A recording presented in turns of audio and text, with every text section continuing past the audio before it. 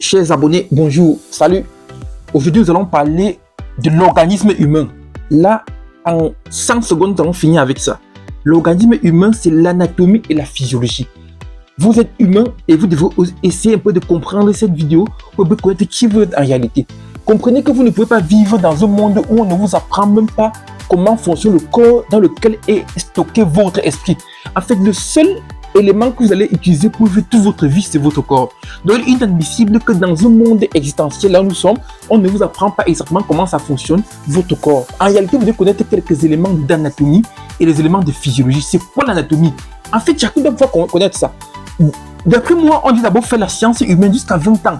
Avant qu'après, chacun choisisse le domaine où il peut aller personnellement. Parce qu'on peut expliquer que l'ingénieur ne soit pas capable de connaître la position de son estomac, la position de son cœur. Il ne connaît pas comment protéger sa peau, comment protéger ses yeux. On doit encore vous donner vous obliger à porter certains éléments de protection au travail, pour les radiations, pour les rayonnements. En fait, c'est parce qu'on ne connaît pas, c'est l'inconscience totale, il faut comprendre ça. Donc pour moi, il faut comprendre un peu ce que c'est que l'anatomie humaine. Ensuite, connaître ce que c'est que la physiologie. Rien que ces deux définitions permettent de connaître comment ton corps peut fonctionner. Premièrement, il faut connaître que l'anatomie, c'est l'étude des éléments constitutifs de ton organisme.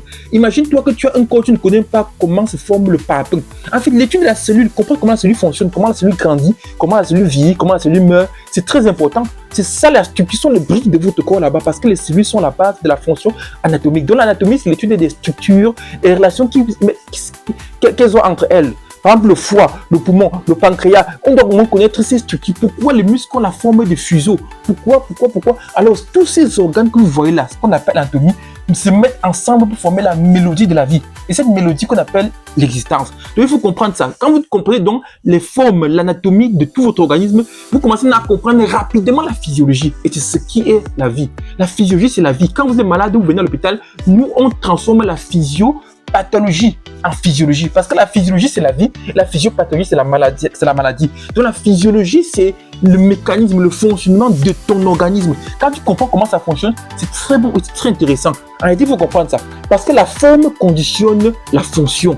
Tu as conçu une maison avec 10 chambres parce que tu veux utiliser comme auberge. Tu as conçu une maison avec une chambre parce que c'est pour ta chambre et salon. Donc en fait, la forme de l'organe détermine sa fonction. Et comprendre un peu la forme, pourquoi on a fait, vous devez comprendre qu'on a l'architecte le plus puissant de l'univers qui s'appelle Dieu.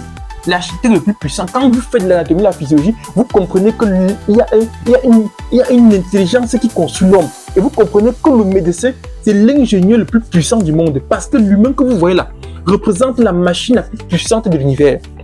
Il faut comprendre ça. Oui, l'humain représente la machine la plus puissante de l'univers. Vous pouvez faire toutes les sciences que vous voulez faire. Mais en réalité, si vous parvenez à faire comme l'humain, faire ce que comme l'humain, parce que vous avez imité l'humain, c'est que vous avez trop évolué. Donc, il faut comprendre ça.